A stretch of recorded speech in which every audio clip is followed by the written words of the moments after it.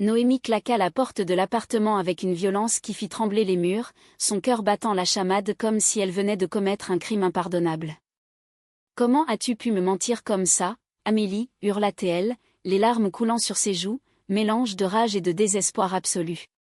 Amélie, figée sur le seuil, murmura d'une voix brisée, « C'était pour nous protéger, mais maintenant, tout est perdu. » Noémie s'était installée à Barcelone il y a 2 ans, fuyant la routine parisienne pour embrasser la vitalité espagnole. Architecte de formation, elle travaillait dans un cabinet international où les projets fusaient comme des feux d'artifice lors de la fête de la Mercey. C'est là qu'elle avait rencontré Amélie, une Française expatriée comme elle, spécialisée en design d'intérieur. Amélie était cette collègue charismatique, aux sourires envoûtants et aux idées audacieuses, qui illuminait les réunions les plus ternes. Noémie, avec ses 28 ans, se sentait souvent invisible dans ce monde compétitif, mais Amélie avait le don de la faire briller. Tout avait commencé lors d'un voyage d'affaires à Madrid. Leur patron, un Espagnol traditionnaliste nommé Javier, organisait une soirée de gala pour sceller un contrat majeur. Amélie, paniquée à l'idée d'y aller seule face au ragot sur sa vie privée, avait supplié Noémie, « Fais semblant d'être ma petite amie, juste pour ce soir. Ça calmera les curiosités, et on rira de ça plus tard. » Noémie avait hésité.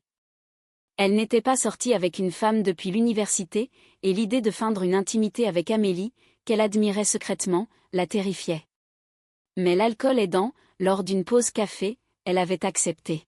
« D'accord, pour toi.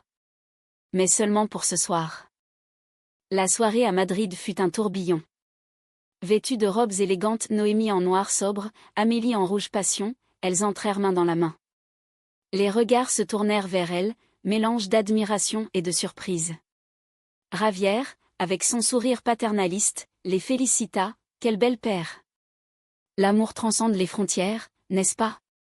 Noémie rougit, sentant la main d'Amélie serrer la sienne un peu trop fort. Au fil de la nuit, les danses, les rires, les verres de cave à partager, quelque chose se transforma. Un baiser simulé pour la galerie devint un effleurement réel, chargé d'électricité.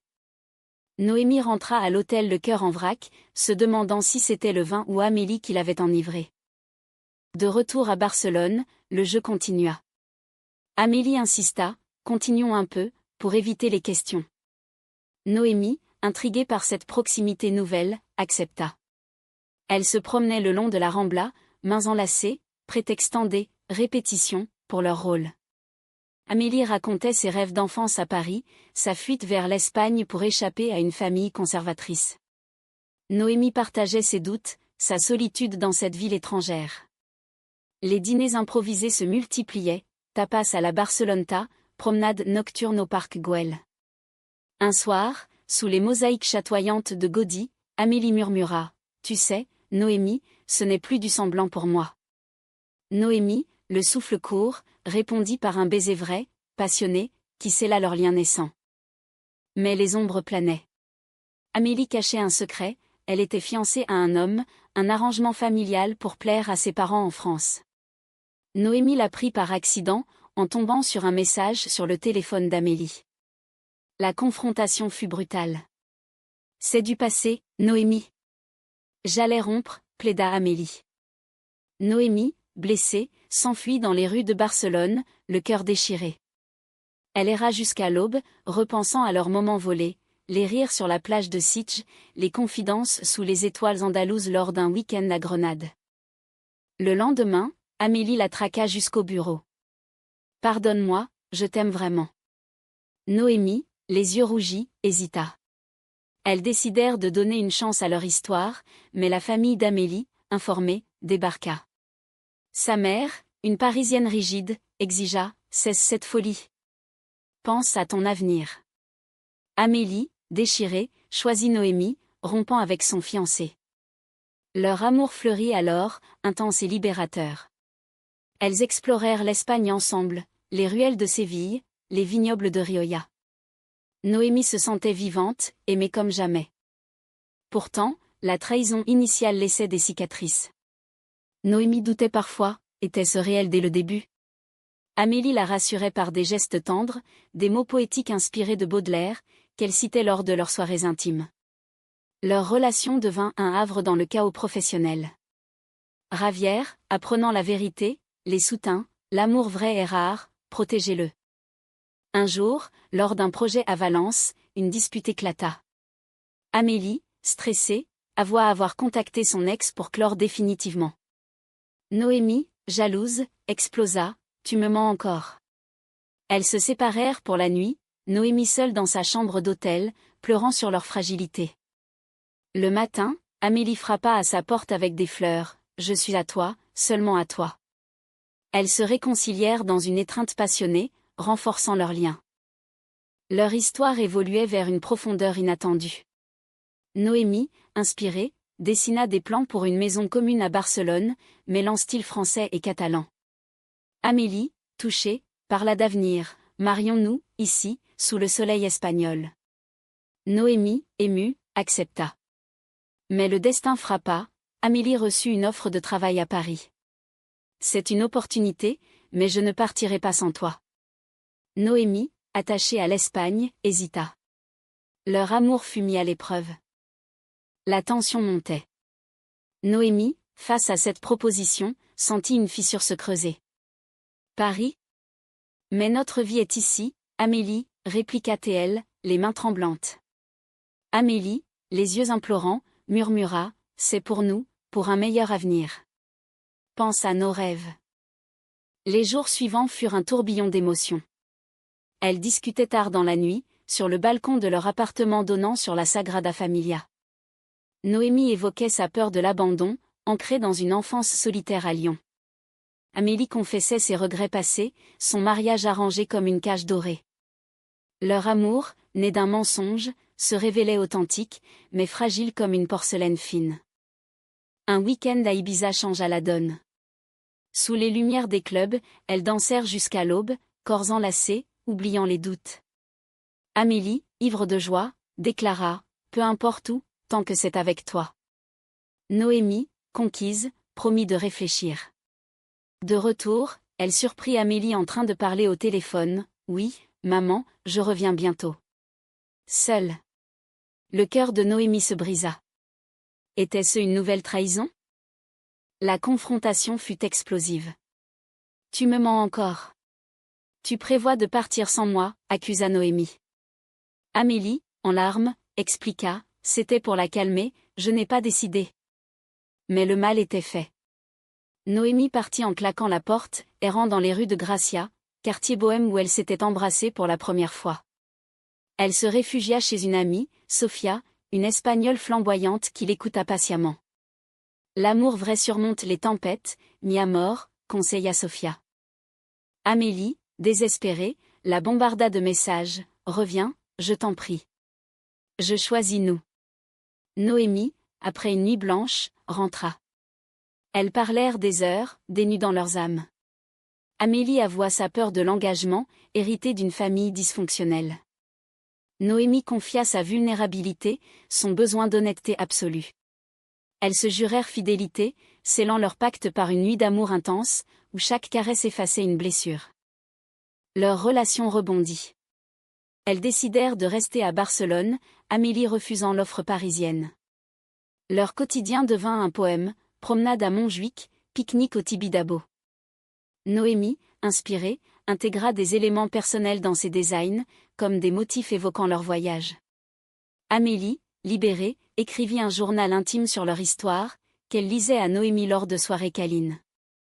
Mais un nouveau conflit surgit. Javier, leur patron, apprit pour le fiancé d'Amélie, conservateur, menaça de les séparer professionnellement. Cela nuit à l'image du cabinet, déclara-t-il. Amélie, furieuse, défendit leur amour, c'est notre vie privée. Noémie, solidaire, proposa de démissionner. Ensemble, elles affrontèrent Javier, arguant avec passion. Touché par leur détermination, il recula, vous avez raison, l'amour prime. Ce triomphe renforça leur lien. Elles planifièrent un voyage en Andalousie, pour célébrer. À Cordoue, dans la Mesquita, elles s'émerveillèrent de l'harmonie architecturale, miroir de leur couple. Un soir, sous les orangers, Amélie posa un genou à terre, épouse-moi, Noémie. Pour de vrai. Noémie, les larmes aux yeux, accepta. Leur baiser, sous la lune espagnole, fut un serment éternel. Pourtant, la vie réserva une surprise. Amélie tomba malade, une grippe sévère qui la cloua au lit. Noémie veilla sur elle, préparant des soupes, lisant des poèmes de Rimbaud. Cette vulnérabilité approfondit leur intimité. Amélie, guérie, murmura, « Tu es mon encre. » Noémie répondit, « Et toi, mon horizon. » Leur histoire attira l'attention. Une amie journaliste proposa d'écrire sur elle, un témoignage sur l'amour LGBT en expatriation. Elles acceptèrent, espérant inspirer d'autres. L'article, publié dans un magazine français, toucha des cœurs, générant des messages de soutien. Mais la famille d'Amélie revint à la charge. Son père, un homme d'affaires inflexible, débarqua à Barcelone. « Reviens à la raison, ma fille, » tonna-t-il.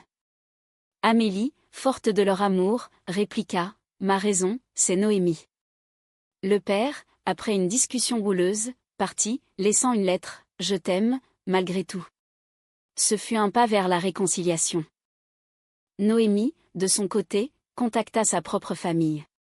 Sa mère, à Paris, fut surprise mais supportive, « Tant que tu es heureuse, ma chérie. » Ces soutiens familiaux allégèrent leur fardeau. Leur amour, forgé dans le feu des épreuves, devint un exemple de résilience. Elles adoptèrent un chat errant, symbole de leur union inattendue. Les soirs, sur leur balcon, elles rêvaient d'enfants, d'une vie partagée. Le vent tournait. Noémie, sentant une paix nouvelle, proposa un voyage à Madrid, là où tout avait commencé. Pour boucler la boucle, dit-elle. Amélie, enthousiaste, accepta. Mais en route, un appel changea tout. Le fiancé d'Amélie, furieux de la rupture, menaça de révéler des secrets. Paniquée, Amélie confia à Noémie, « Il sait des choses sur mon passé, des erreurs de jeunesse. » Noémie, blessée par ce nouveau mensonge, explosa, « Combien de secrets encore ?» Elles arrivèrent à Madrid tendues, l'air chargé de reproches. À l'hôtel, la dispute culmina, « Je ne peux plus faire confiance », cria Noémie. Amélie, en pleurs, s'enfuit dans la nuit. Noémie la chercha frénétiquement, arpentant le retire au parc, lieu de leurs premiers souvenirs. Elle trouva Amélie sur un banc, sanglotante. « Pardonne-moi, je t'ai tout dit maintenant. » Elles s'étreignirent, la pluie commençant à tomber, lavant leur peine. Ce moment de vulnérabilité raviva leur flamme. De retour à Barcelone, elles affrontèrent le fiancé par appel. Amélie, ferme, le dissuada, « C'est fini. Laisse-nous en paix. » Noémie, fière, soutint sa compagne. Ce fut une victoire, mais épuisante.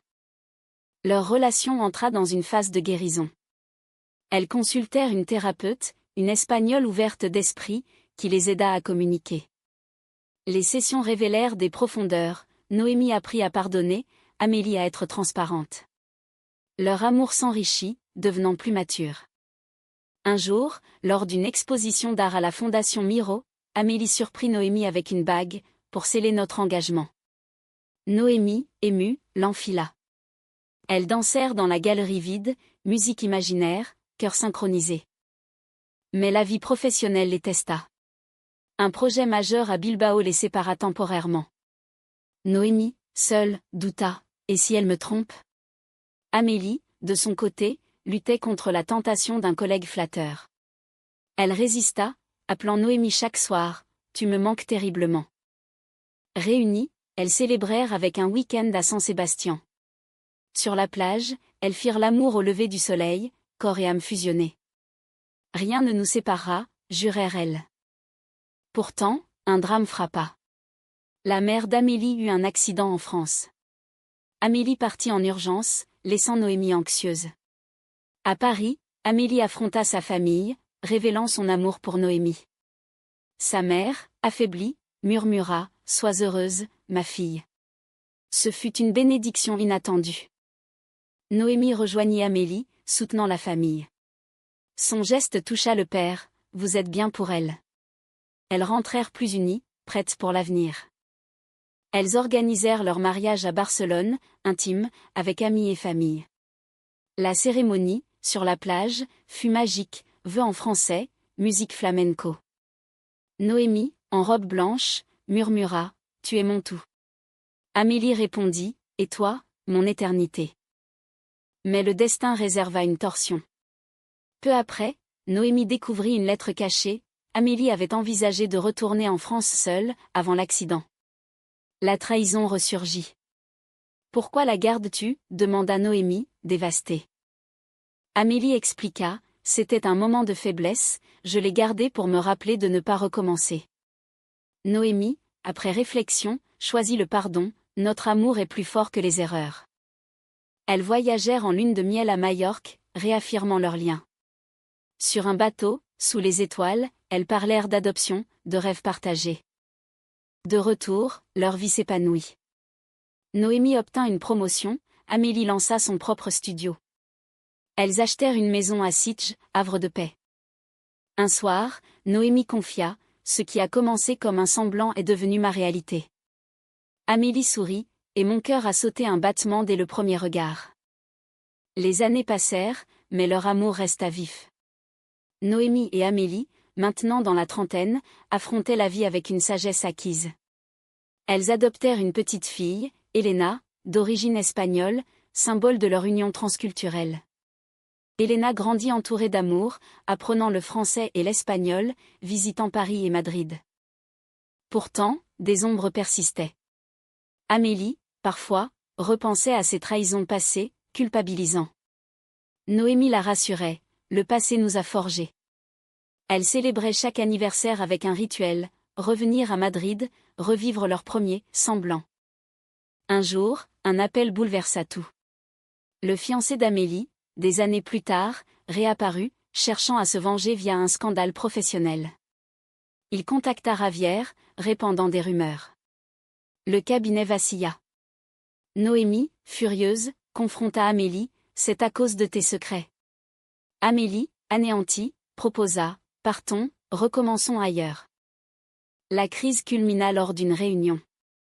Ravière, loyal, défendit, leur talent prime sur les ragots. Mais le dommage était fait.